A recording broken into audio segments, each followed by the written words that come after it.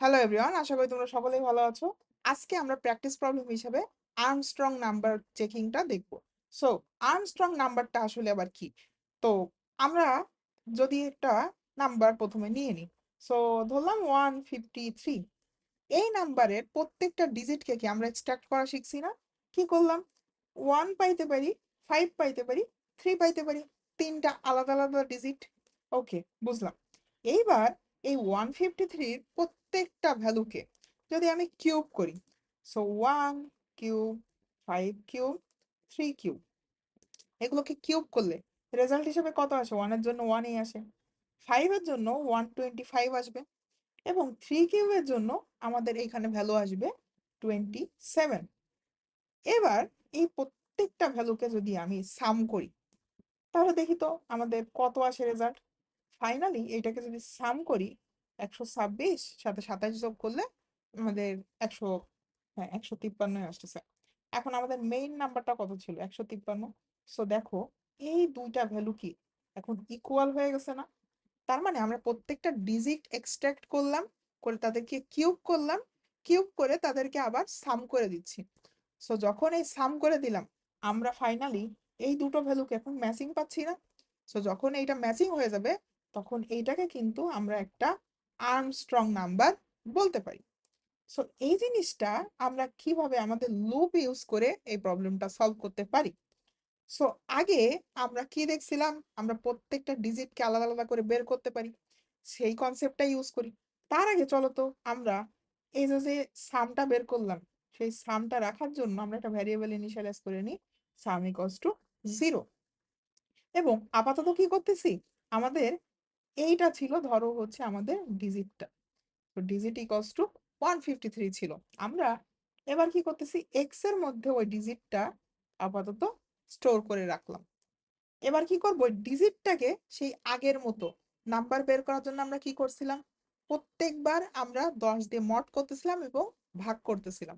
এতে করে আমাদের যে লাস্টের ভ্যালুটা এবং রিমাইন্ডারটা, দুটো কিন্তু আমরা পেয়ে যাচ্ছিলাম। সো আমরা এবার কি করব? যে হোয়াইল, এখানে আমরা এখন কন্ডিশন দেব যে ডিজিট যতক্ষণ না পর্যন্ত আমাদের জিরোর ইকুয়াল, ততক্ষণ পর্যন্ত আমরা ওকে মড করব, ভাগ করব, মড করব, ভাগ করব, আগে যে কনসেপ্টটা ইউজ করছি। চলো সেটাই করি। আমরা হোয়াইল লুপের ভিতর গেলাম। এখন গিয়ে আমরা আইএনটি রিমাইন্ডার নামক একটা ভ্যারিয়েবল রাখতে পারি, এবং এই ডিজিটটাকে আমি আপাতত 10 দিয়ে মড করলাম, করলে আমাদের 153 এখান থেকে 3 বেরোয় আসবে না? 3 বেরোয় আসলো। এই লাইনে গিয়ে সাম ইকুয়ালস টু সাম প্লাস, আমরা 3 কে এবার 3 দিয়ে পাওয়ার করব, তাহলে আমরা কি ম্যাথ ডট পাও ফাংশন কল করতে পারি। এখানে আমরা রিমাইন্ডার দিয়ে দিলাম, এবং কত দিয়ে আমরা পাওয়ার করব? 3 দিয়ে আমরা পাওয়ার করতেছি। সো এই 3টা এখানে চলে আসলো, 3 টু দি পাওয়ার 3, 27। এখান থেকে 27 আসলো, এর সঙ্গে 0 অ্যাড হয়ে আলটিমেটলি 27 কিন্তু এই সামের মধ্যে স্টোর হয়ে গেল। ঠিক আছে? আচ্ছা, এই জিনিসটা আমরা বুঝলাম। পরের লাইনে আমাদের এই 3 কে তো বের করে নিয়ে আসা হয়ে গেছে, এবার 15 নিয়ে বাকি কাজ। সো 153 থেকে কি এবার আমাদের 15 বানাইতে হবে। সো আমরা এবার কি করব? এই ডিজিটটাকেই আপডেট করে ডিজিট ইকুয়ালস টু ডিজিট ভাগ 10।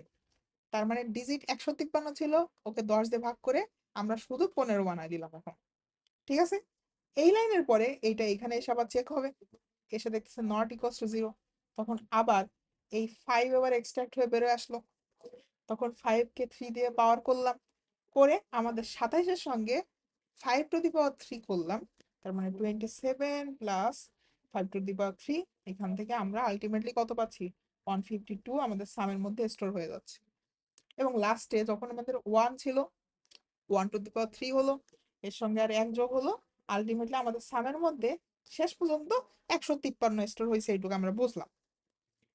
এই হোয়াইল লুপ শেষ হয়ে যাওয়ার পর এখন যদি আমরা চেক করি ইফ আমাদের এক্স ইকুয়ালস টু আমাদের সেই কাঙ্ক্ষিত সামের ভ্যালু, এই দুটো সেম হয়েছে কিনা। যদি সেম হয়, তাহলে আমরা এখানে কি system dot out dot print line দিয়ে এখানে লিখে দিতে পারি না যে হ্যাঁ এটা একটা আর্মস্ট্রং নাম্বার। আর যদি না হয়, তাহলে এখানে আবার আমরা আর একটা দিতে পারি, এলসে গিয়ে আমরা এখানে দেব যে না, এটা আর্মস্ট্রং নাম্বার না। সো হোপফুলি এই প্রবলেমটা আমরা কিভাবে সলভ করলাম তোমরা বুঝতে পারছো। পরবর্তী ভিডিওতে আমরা অন্য নতুন কোনো একটা প্রবলেম সলভ করার চেষ্টা করব। ভালো থাকো সবাই।